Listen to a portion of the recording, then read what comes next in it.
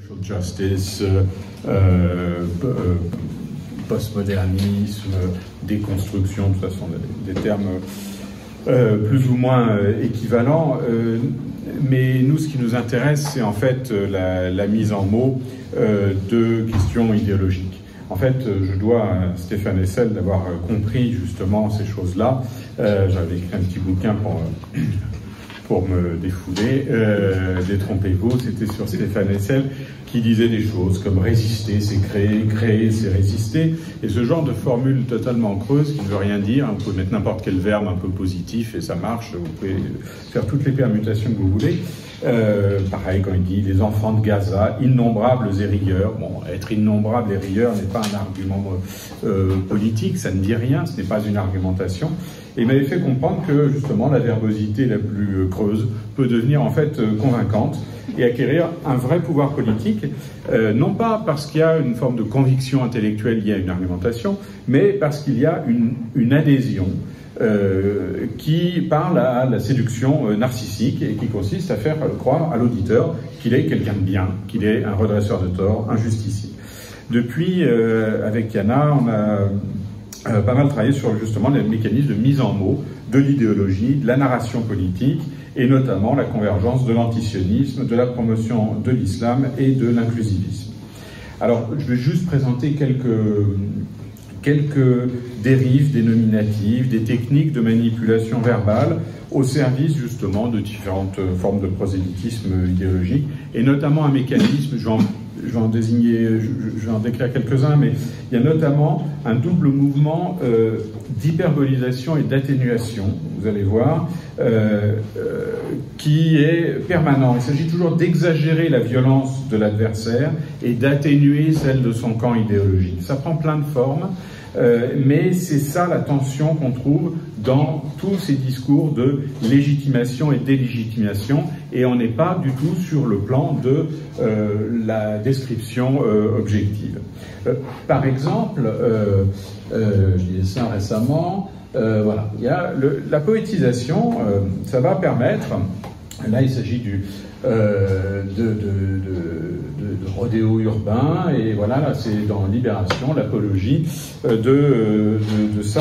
On fait l'apologie de l'invective, des corridas urbaines, du barouf comme jouissance incroyable, avec des anglicismes. On dit que le rodéo urbain est une discipline sportive, attention. Bref, on voit que cette mise en mots-là, elle contraste avec la réalité sociale, évidemment, qui est effacée au bénéfice, finalement, de sa mythification. On a du coup une déréalisation parce que ça n'est plus la réalité, ça n'est plus la réalité sociale, et cette déréalisation, elle est esthétisante. C'est l'esthétisation qui permet de faire passer cela. Là encore, en atténuant la violence et en gommant ce que sont ces pratiques. Inversement, exemple désormais célèbre, si on veut présenter le simple fait de se nourrir de viande comme une horreur fascisante, eh bien, il faudra associer le barbecue à, je cite une domination, un réflexe identitaire. Et d'ailleurs, là encore, déréalisation, parce qu'on parle de symbole, hein, on parle de symbole, on parle de mentalité, on parle de structure, mais on ne décrit jamais en quoi ça constituerait ni une injustice, ni une oppression matérielle. Et il y a une forme d'abstraction qui permet de mettre en accusation ici, de manière d'autant plus indiscutable qu'on attribue ici au virilisme la puissance d'une doctrine inconsciente. Donc la justice sociale passe par une émasculation viandarde des coupables qui ne sont plus d'ailleurs des individus mais une structure sociale. Avec un grand continuum de la côte de bœuf à la culture du viol, c'est bien connu. Il n'y a pas de démonstration, il y a juste l'association de négativité avec quelque chose que l'on cible. Et il y a une modalité qu'on appelle en linguistique la déonticité, c'est le devoir. Hein, il faut changer les mentalités. Ce il faut, hein, le devoir, la modalité du devoir, conditionne ses discours et en fait des nécessités sans jamais que cette nécessité soit démontrée. Elle est posée. On dit il faut changer. On ne dit pas pourquoi, on ne dit pas quels seraient les effets. Et en fait, ce il faut latent, il est dans tous ces discours militants. Et c'est ce qui accompagne, et c'est là où Wessel finalement est vraiment fondateur, cette indignation permanente. Il faut être indigné. Et le simple fait de donner spectacle de son indignation vous donne en quelque sorte raison. Hein. Le point d'exclamation suffit d'une certaine manière à avoir raison par une espèce de pathos comme ça, sans objet, puisque le Barbecue, c'est quand même pas un ennemi social si terrible. Ce qui veut dire aussi on transforme une intuition sociale un peu banale, un cliché, en un problème politique. Hein. On fait que le banal devient porteur de choses absolument démesurées. C'est ce que j'appelle l'axiologisation du banal. Le moindre cliché devient quelque chose de politique. On voit à ce genre de choses que, en fait, tout ça repose sur une mise en mots. Ce sont des postures qui sont purement verbales. Mais il y a des techniques ou des faits tout simplement linguistiques qui sont liés à la substitution d'un mot pour un autre. Vous allez voir pourquoi j'appelle ça le mensonge de l'atelier si je me presse un peu. Je note notamment, par exemple, comment le mot harceler, ça c'est la définition du Trésor de la langue française, qui dit qu'il s'agit de tourmenter sans cesse, en permanence, violemment, etc. Tout le monde sait que le mot harceler comprend le motif de la violence et de la répétition, et une idée d'une gradualité qui finit par avoir des effets extrêmes. Sauf qu'aujourd'hui, témoignage d'un universitaire suédois, dans le règlement universitaire de sa fac, le harcèlement, il me dit, le harcèlement est défini par tout ce que la victime considère comme étant du harcèlement. En pratique... Si je touche Jean, c'est un harcèlement. Sauf si je suis d'accord. Si je suis d'accord, ça va. Si je suis pas d'accord, je te fais un procès. Voilà. Et il me dit, en pratique, un désaccord, un soupir, une interruption dans un débat peuvent être vus comme du harcèlement. Il y a une enquête, justement, qui a essayé de définir justement ce qu'était le harcèlement. Et dans ces critères, il y a le fait d'avoir eu son avis ignoré dans des prises de décision. On appelle ça harcèlement. Ça n'a plus rien à voir avec le mot harceler, hein, quand même, hein, il faut bien le voir. C'est devenu une nouvelle catégorie, et en plus une catégorie qui fait de chaque personne le détenteur du pouvoir de définir ce qu'est le harcèlement. Du point de vue de l'objectivation juridique, c'est un cauchemar à venir, puisque si le même fait peut être considéré par une personne comme du harcèlement et par une autre comme étant normal, et là encore c'est reconnu comme étant subjectif. Donc un droit subjectif, ça devient compliqué. Mais ça signifie que le sentiment personnel, l'offense par exemple, devient une référence du droit. Là encore, sacralisation du narcissisme. Alors, autre substitution, donc voilà, ça c'est du harcèlement, du bullying, des comportements problématiques. C'est quand on vous a interrompu quand vous parliez, on vous a accusé d'incompétence, on vous a donné une note inférieure à celle que vous méritez dans une évaluation. Bon, je crois que tous les élèves de tout temps sont harcelés, alors, hein, bon. Mais bon, je vais donner d'autres exemples. C'est dans le bien public à Dijon, voilà, une dizaine de jeunes. Alors, moi, ce qui m'intéresse, c'est le mot jeune. C'est qu'on oublie quand même maintenant que l'euphémisme jeune s'est implanté comme formulation par défaut pour un ensemble de comportements qui sont en fait de nature criminelle la plupart du temps, mais en fait il y a cette équivalence. On sait que jeune est un euphémisme pour délinquance, comportement criminel, et qu'on évite de les nommer. Évidemment c'est atténuatif, mais cette dénomination est en fait une diversion descriptive. Évidemment, tout le monde sait bien qu'il n'est pas dans la nature de la jeunesse de tabasser les gens, d'être des délinquants. On sait très bien ce que ça veut dire, jeune. Récemment, je crois que même l'expression supporter anglais est venue illustrer cette stratégie euphémistique. Hein. Ah, encore des supporters anglais qui ont fait des choses. Bon. Mais ce substitutionnalisme qui va jouer sur le caractère positif ou négatif, ça permet de transformer le récit par un jeu de connotations lexicales. Et ça peut être positif ou négatif. Hein. Dans les deux cas, on l'a vu, barbecue, tiens, on veut le négativer, on va l'associer au virilisme. L'inclusivisme, c'est le terme même d'inclusion. On a envie d'inclusion, on n'a pas envie d'exclusion. Donc ce terme complètement creux et vide sur le plan philosophique et politique va servir à dénommer ce qu'on a envie selon les besoins. En fait, pourquoi j'ai dit que c'était l'argument de l'atelier? Parce qu'en fait, je vais vous donner un exemple tiré du marketing. Voilà. Quand on vous présente une belle marque de chaussures, voilà, c'est Handmade Shoes, ça c'est une marque italienne, ça c'est une marque française, un savoir-faire artisanal, authentique, nos meilleurs artisans, ils sont dans un atelier familial, c'est merveilleux. Bon, l'atelier familial, c'est ça, c'est des grandes usines. Toutes les marques fabriquent dans la même usine espagnole et la même usine portugaise. Voilà, c'est ça, hein, le petit atelier familial gentil. Puis je me suis rendu compte en fait que la stratégie de l'atelier était partout. Voilà. Mon jambon supérieur, il est fabriqué dans notre atelier du Limousin. Hein. Il y a une petite carte de France, il y a une deuxième carte de France.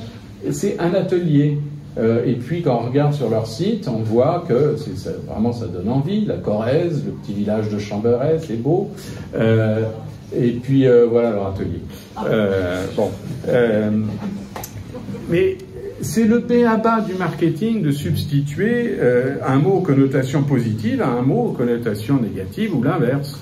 D'un point de vue référentiel, hein, usine et atelier ont en commun le même trait sémantique, ça désigne à chaque fois un lieu où on réalise la production de marchandises. Sauf qu'il y en a un qui est connoté, qui comporte beaucoup d'autres traits sémantiques. Une usine, c'est la mécanisation, la qualité médiocre, les grandes échelles, une histoire industrielle douloureuse, là où atelier suggère une indépendance économique, une unité de production familiale, etc. En fait, ce que ça illustre, c'est que ces motifs sémantiques qu'on reconnaît spontanément dans ces mots, eh bien, en fait, ils font appel à des valeurs. Ces valeurs, elles sont consensuelles, hein, c'est-à-dire qu'on partage tous ces connotations positives ou négatives de usine versus atelier.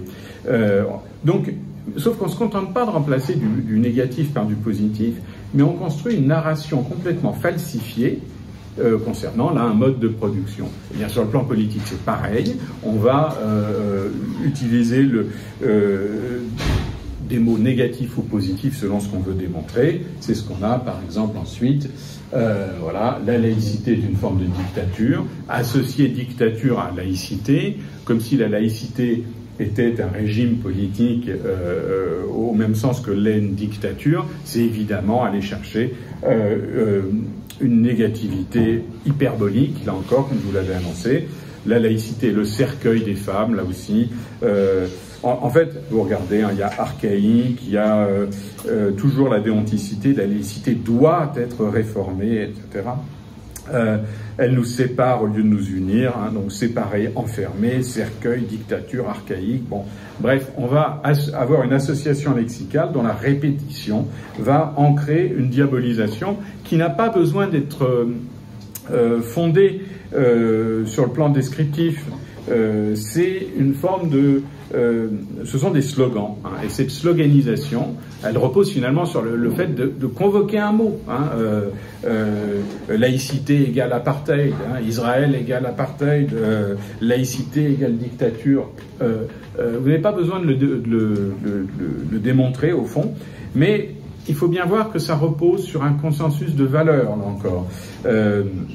Je cite Aristote, quand on argumente, il faut partir des opinions qui sont celles de la moyenne des gens, ce qui permet de s'adresser à l'auditoire, non pas à partir de propositions qui leur seraient étrangères, mais à partir de celles qui leur sont propres. C'est-à-dire qu'il faut bien partir du consensus qu'on a, que dictature c'est pas bien, apartheid c'est pas bien, et une fois qu'on a réussi à associer ça à quelque chose qui était soit neutre, soit positif, eh bien, on est quand même parti des valeurs de ce que Perelman appelait l'auditoire universel. Donc ça repose, encore une fois, sur un consensus social, mais qui est dévoyé. Un autre exemple, le barbecue, héritage des traites négrières. Bien sûr,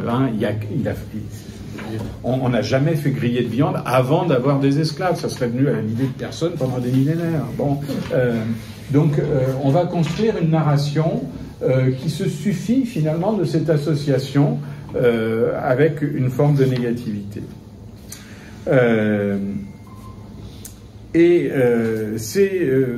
Alors, dans le cadre idéologique dont on veut parler notamment aujourd'hui, eh bien, ça produit ce que j'appelle une violence victimaire, c'est-à-dire que, pour citer Shmuel Trigano, dont je suis très heureux d'avoir édité un petit livre, petit manuel de postmodernisme illustré, en vente à la pause, eh bien, il nous dit que, justement, dans le cadre politique contemporain, la condition de victime est la seule source de légitimité pour la minorité. On peut même prolonger, elle est source de légitimité, elle est même source d'identité. Il faut se définir comme victime. Et donc, cette configuration a un caractère systématique.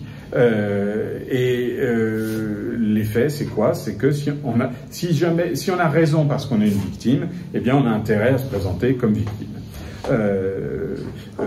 Je crois que c'était hier ou avant-hier, Sandrine Rousseau sifflait lors de la manifestation, qui dit, mais rendez-vous compte, des femmes ont été sifflées. Voilà, elle a se posé en victime, alors c'était pas des femmes, c'était juste elle, et c'est pas parce qu'elle est femme, mais parce que, voilà, je vais pas développer, mais on voit bien comment, voilà, cette posture victimaire est source de légitimité de manière quasiment automatique.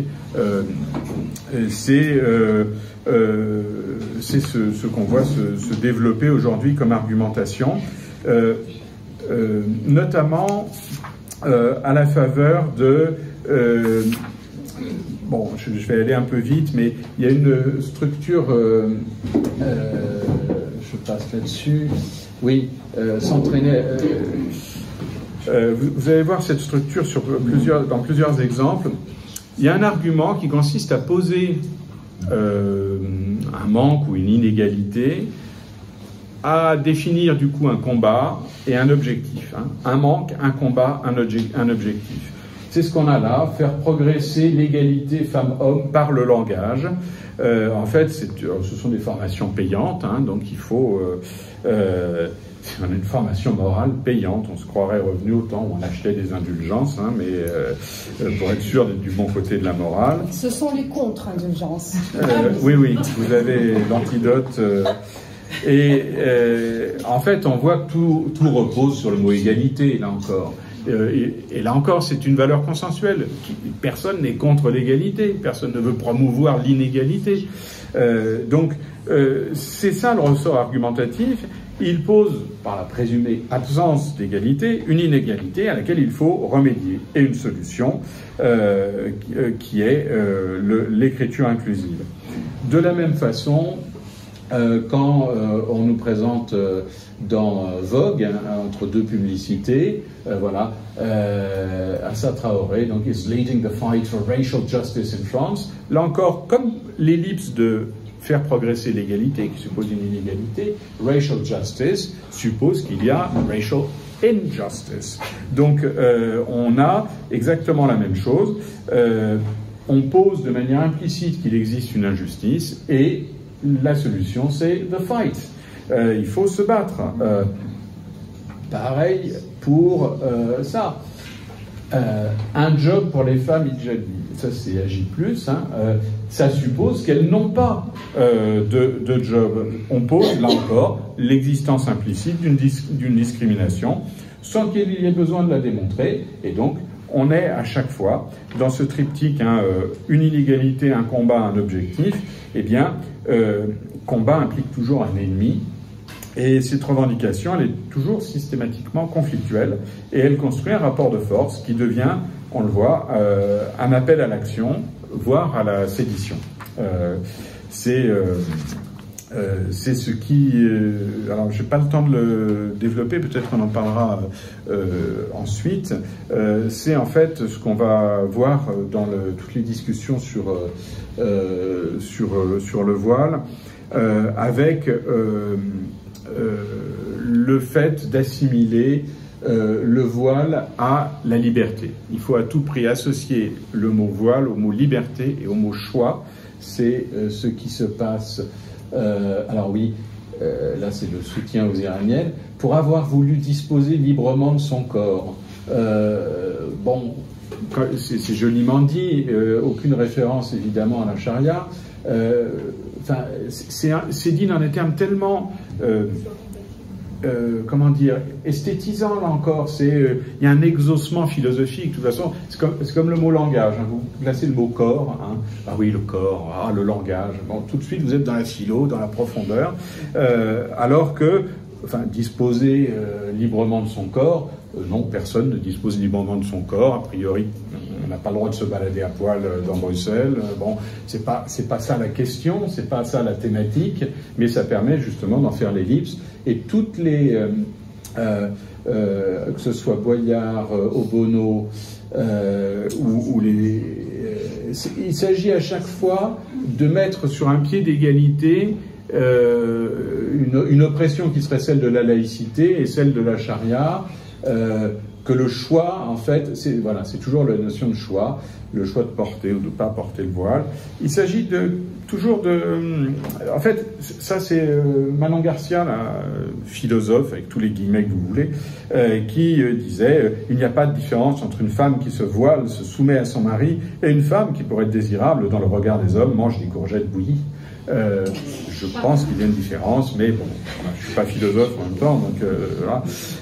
Mais on voit, c'est le modèle d'égalisation, en fait de dépolitisation. C'est-à-dire qu'on voit bien que la notion de choix, la notion de liberté ou de corps va nous mettre à un niveau de généralité où on ne peut pas lutter, parce que la liberté c'est bien, le choix c'est bien, sauf que en employant ces mots, on se sort d'un cadre politique pour se mettre sur le plan purement individuel. Hein, on parle plus de la société, on parle plus de religion, on parle de choix vestimentaire en fait.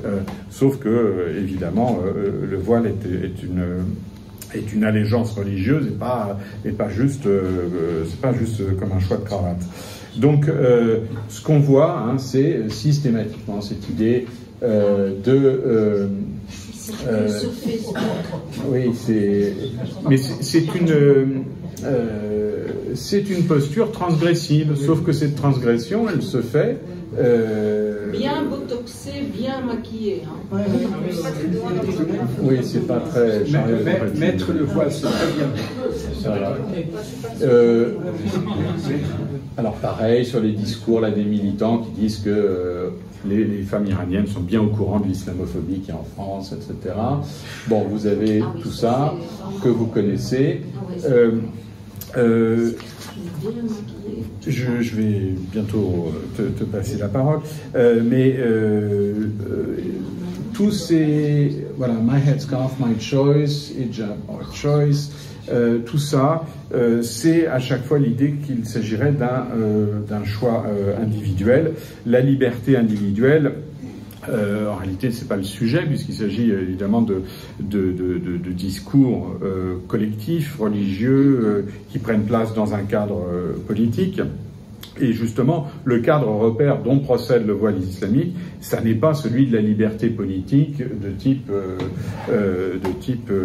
démocratique. Donc là aussi, Shmuel Trigano avait bien résumé les choses. Il avait clarifié cette manipulation en disant l'astuce idéologique des Qaradawi et Ramadan est de dissimuler ce projet de séparatisme et de pouvoir dans les voiles du multiculturalisme et du discours des droits de l'homme. Hein. Il s'agit en fait de, c'est pour ça que je parle de substitution, on parle dans le vocabulaire des droits de l'homme, enfin on utilise le vocabulaire des droits de l'homme pour imposer un cadre qui n'a rien à voir et qui est le but évidemment des frères musulmans, c'est pas l'émancipation démocratique, mais c'est dans ces termes que ça se formule et surtout bon, j'ai pas le temps de développer, mais ça sera intéressant sur le plan sémantique. En fait, tous ces termes-là sont employés de manière frauduleuse. La notion de liberté employée à un niveau très abstrait, en réalité, liberté, comme tous les mots, a plein de sens. Parler de liberté individuelle, de liberté politique, de liberté au pluriel ou au singulier, ou de dire liberté de, en fait, à chaque fois, le mot a un sens différent. Et on joue sur les connotations positives de liberté ou de choix pour en fait, apporter une grande confusion. En réalité, il s'agit vraiment de... C'est comme avoir le droit de. Hein, est-ce que c'est quand on dit j'ai le droit de, la plupart du temps, au quotidien, c'est pas une revendication juridique. Donc, ce sont des mots qui ont beaucoup de sens différents. J'insiste sur... Je peux ajouter quelque chose à propos de ce que tu dis, à propos de la prise en compte et l'habillement en progrès, etc. Si vous regardez Al Jazeera en français sur Facebook, Al Jazeera, quand on transcrit les entretiens, ça se passe en écriture inclusive. Ça veut dire quoi, inclusive? Écriture inclusive, c'est le fait de, comme ils disent, de visibiliser, de présenter la présence des femmes dans l'écriture. Par exemple, si je vous dis crétin, d'accord, c'est une catégorie, mais il faut dire crétin et crétine. À ce point-là. Voilà. Et donc, pour l'écrire d'une façon particulière. Alors il y a deux manières de l'écrire, soit vous dites cher crétin, chère crétine, soit vous écrivez crétin.e. Et donc c'est ainsi que vous montrez votre appartenance au champ progressiste, et c'est ce que fait Al Jazeera avec beaucoup de succès. Et donc je voulais juste finir en soulignant quand même que le caractère de slogan de ces énoncés, ce sont des énoncés elliptiques, c'est le propre souvent des slogans. Ce sont des énoncés averbaux, il n'y a pas de verbe. My headscarf, my choice. Si on devait rétablir un verbe, ça serait le verbe être, ce qui aboutirait à une tautologie. My headscarf is my choice. Bon, ce ne sont pas en fait dans ces énoncés. Voilà, celui-là c'est la même chose. On voit bien qu'il s'agit d'associer la notion de choix ou la notion de liberté au mot hijab, mais ce ne sont pas des assertions au sens propre, ce sont en fait des revendications. Il n'y a pas de démonstration, il y a juste la force de la revendication. Une logique démonstrative, hein, ou comme on dit en logique apodictique, c'est-à-dire qu'il y a une nécessité logique. En réalité, on a affaire à des modalités déguisées. Ça veut dire je veux, ça veut dire il faut. Bref, ce sont des modalités qui sont légèrement déguisées, mais qui sont de nature revendicative. Et c'est ça qui est en jeu dans ces slogans. Et c'est pour ça que toutes les tweets là, des Obono, Boyard, etc., ils formulent en fait différemment le même argument. C'est le choix de l'individu est souverain. Et c'est parfaitement faux dans tout cadre politique, social ou culturel. Il y a bien sûr des normes. Donc c'est un chantage libertaire qui plaît à tout le monde. Tout le monde a envie de faire ce qu'il veut. Mais la société, ça n'est pas cela. Les normes culturelles, elles ont un sens. Et ces normes culturelles, elles sont l'émanation d'un consensus social. Or, justement, ici, la question du hijab, eh bien, c'est un sens religieux et islamique dans une société qui ne l'est pas. Je dirais presque que d'une certaine manière, ça ne concerne que secondairement la thématique de la féminité. c'est avant tout le rapport entre une pratique de dimension religieuse et l'espace public. Il faut que ça porte sur les femmes, mais c'est là où il faut d'ailleurs distinguer la question féministe et la question républicaine, qui sont presque différentes et surtout qui sont qu'on rend confuses précisément en parlant de liberté. C'est pour ça l'argument du les femmes font ce qu'elles veulent et si elles veulent porter le voile. Oui, mais c'est pas que les femmes font ce qu'elles veulent, c'est que personne dans la société ne fait ce qu'il veut et que ce choix-là, il est celui d'une promotion religieuse. Donc, bon, j'insiste juste sur la nature argumentative et langagière de l'offensive culturelle et politique qui est à l'œuvre dans le wokisme, en fait, et notamment le fait qu'il a dans ses bagages tout un tas de thématiques islamiques, mais qui sont formulées dans le cadre d'une tradition culturelle occidentale, mais c'est précisément ça qui est trompeur et dont il ne faut pas être dupe. Je vous remercie.